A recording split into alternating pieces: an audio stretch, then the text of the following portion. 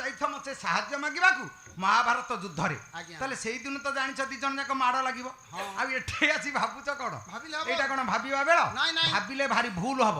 ତମେ ଯୋଉ କ୍ଷେତ୍ରରେ ପହଞ୍ଚିଛ ସେ କ୍ଷେତ୍ରର ଧର୍ମ ପାଳନ କର ଯଦି କ୍ଷେତ୍ରର ଧର୍ମ ପାଳନ ନ କରିପାରିବ ତାହେଲେ ଭୁଲ ହେଇଯିବ କହିଲେ କର୍ମ ମୋହର ନିଜ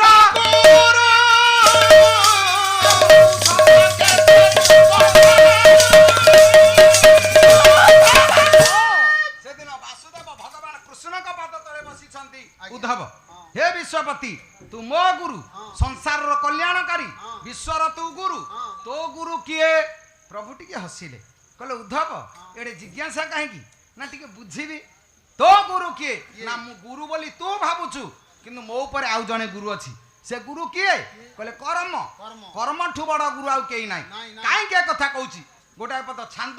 वैविदग्ध चिंतामणि अभिमन्यु सामंत सियार कामोदी राग त्रिपटा ताल सात मात्रा गोटिए पद जेते की संभव जाऊ पाड़ी भाईना को तो किछि कहिबिनी तथे पदे न कहले चलिबनी काई ब्राह्मण लोक वर्णना गुरु जाति श्रेष्ठ बयस रे से सानो किंतु मो भाईना बोली नमस्कार करे पूज्य पूजार व्यतिक्रम करिबिनी कि शालीनता अभाव हबनी सेमिति हबनी तथापि कोन न मारिबी मारिबो गोटे पटे अर्जुन गोटे पटे गुरु द्रोण ये ब्राह्मण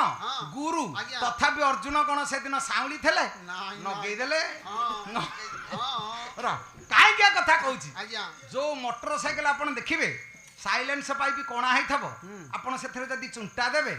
एक्सीलेटर जोर रे मोड़ीबा को डरिबे काई एक्सीलेटर जोर हाई कर देबे चुंटा बाहर की पळेबो खाली फट फट साउंड हबो सेमती भाईनाकर साइलेंस पाइप कोणा आ जदी कोणा है न थांदा खाली तो कानूरु हाथ बाहरनी चुंटा देले की गीत हबो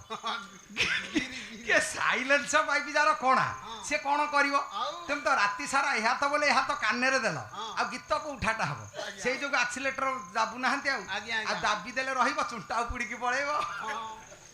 कोले किरनी